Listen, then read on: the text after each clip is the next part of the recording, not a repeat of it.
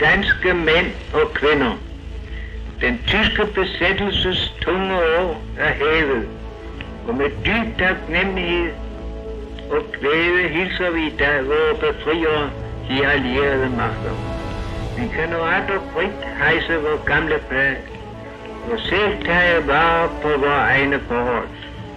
Det danske folk har i disse år holdt ubrydeligt sammen, og jeg vil derfor på denne dag udtale en varm tak for dette sammenhold, der giver os styrke til at komme igennem alle trængterne.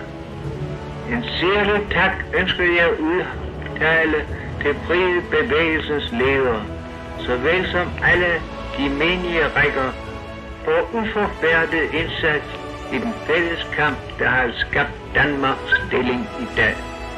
Jeg vil her mindes alle dem, der i disse år gav deres liv for Danmarks frihed. Deres minde vil stadig blive holdt i ære i vores folk, og jeg mindes med dyb sorg de mange, der er faldet som ofre for de ulykker, krigsførelsen medførte inden på vores grænser, og for den terror, der fulgte i besættelsens spor. Også under udførelsen af deres gerning har mange danske sat livet til, som følge af krigsforholdene, og jeg tænker her ikke mindst på vores søfolk, der har gjort vort land ære ude i det fremmede. Jeg tænker med deltagelse på alle dem, der i dag savner deres slægtninge.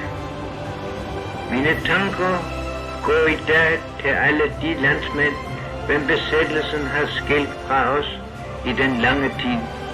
Til befolkningen på Færøerne på Grønland, og til vores landsmænd i de fremmede lande. At adskillelse i krigsår vil være tungt og bedre, vil gensidigt nu blive så meget større. De kommende måneder vil bringe mange vanskeligheder, og vil kræve offervillighed og afsang. Lad os i enighed løfte de byrder, som tiden lægger på os. Og jeg opfordrer alle landsmænd til at stå sammen og til at give det af mig der udnævnte ministerium den tillid, som er nødvendig for løsningen af de kommende opgaver.